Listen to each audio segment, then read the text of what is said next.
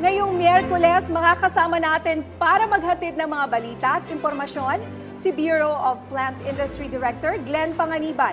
Director Glenn, magandang tanghali sa inyo. Gandang tanghali naman, Nina. Masaya kami na kasama ka namin ngayon tamang-tama matapos ng magandang balita na paglilift nitong price ceiling sa bigas. At napag-usapan ngayong mga indicators o mga indikasyon kung paano na-lift ang price ng bigas effective today. Ano po yung mga indicators? Well, for the 1 month nating pag-implement ng ating price cap sa bigas, nakita natin sa pagmumonitor ng DA, ng DTI at ng DILG na ang ating mga presyo ng bigas sa ating mga pamilihan ay nag-stabilize na. Yun nga, ang ating price is 41 to 45 for the regular and well-milled. Pangalawa, ang ating harvest ng bigas coming this last quarter of the year ay bountiful. Again, we are expecting almost 5 billion metric tons of local harvest, local yon. And of course, if ever may mangyaring climate disturbance, we are ready then to complement it with our imports, dahil liberalized naman. And lastly, yun nga, related to the imports, ang global prices ng bigas ay nagsisimulang bumaba na.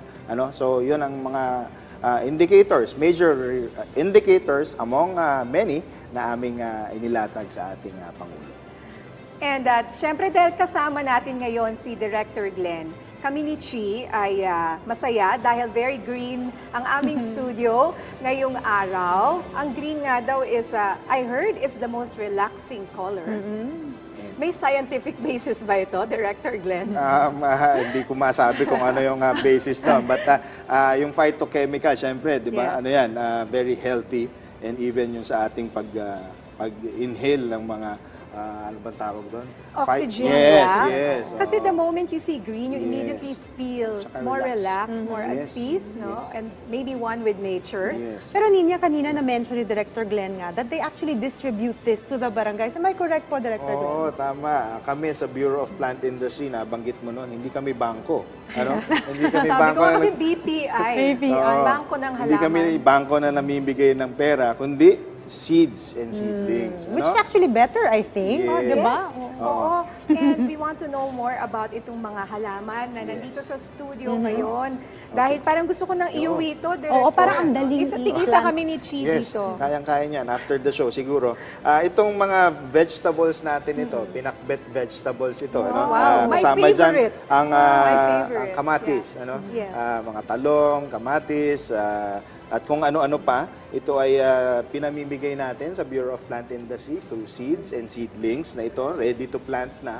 And of course, our planting materials like fruits and fruits, like coffee, cacao, yan, santol, and what have you. Marami tayo yan sa Bureau of Plant Industry. Kaya lamang po ay magsadya sa aming tanggapan or mag-email. Libre po ba ito, Director Glenn, para sa mga nanonood? Libre. Oo, libre ito. Oo. Uy, baka dumugin kayo, Well, nangyari yan nung pandemic natin. Talaga? Ang daming talagang went into backyard gardening. And ito ay isa sa ating mga mechanisms or platforms para ating maibsan ang ating concerns on food security. Pagka meron kang backyard garden, at least meron kang maasahan, maibawas mo na yan sa iyong food basket every week or every month. Malaking bagay yun, considering ang mahal ng gulay ngayon. Ang mahal ng gulay. So, pag meron ka ng mga kamatis, okra, sitaw, ganito, no? At saka, pero yung kakao, pwede? Oo. Kaya ba sa Metro Manila yan? Well, may Baka mga sa nagtatanim probinsya. naman yan. May nagtatanim. But syempre, kailangan mo mas malaking lugar para mas marami kang ma-harvest. So, yun ang natin dyan. Kung peri-urban area ka or rural area ka, meron tayong mga offices ng DA, ng Department of Agriculture, para mag-assist sa inyo. Last question, saan uli kami pwedeng pumunta para makakuha ng mga libreng seedlings, mga seeds at mga halaman? Yes. Dito sa Kamaynilaan, ang aming opisina ay nasa Malate, Manila, 692 San Andres Street, Malate, Manila. At dito naman sa Quezon City, dito lang sa atin, sa may Elliptical Road sa Quezon City. Yan ang dalang office ng Bureau of Plant Industry. May katanungan para po sa inyo, Director Glenn. Ang ating kasamahan sa media na si Cedric Castillo ng GMA News. Para sa mga consumer, ano ang aasahang immediate na epekto sa mga palengke ngayong lifted na po ang price cap? Okay, so sa atin, patuloy naman tayo, Ninya, sa pag-monitor ng ating prices, together with DTI and DILG. So, yung concern about ano ba ang magiging impact, hindi ko pa masabi sa ngayon, but we are sure the government will be monitoring kung merong sudden increases na naman sa ating mga presyo. Kasi nga, nasabi naman natin, talagang meron tayong enough supply and it shouldn't affect the prices para tumaas.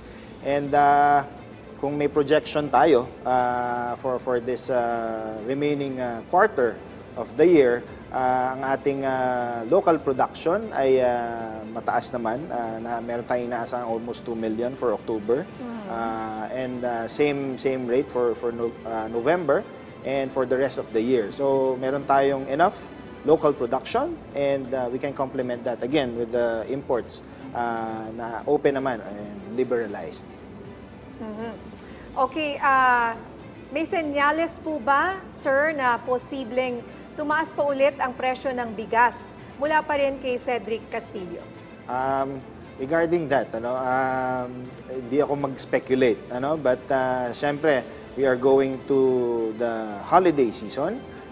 Laging ganyan ang ating inaasahan. May tataas sa presyo. But again, we will be there to monitor. Ang DA, ang DTI, and DILG sa ating mga pamilihan para naman yun nga, yung masustain itong ating presyo. We don't need any spikes anymore dahil alam na natin, meron tayong supply. So, yun ang ating plano.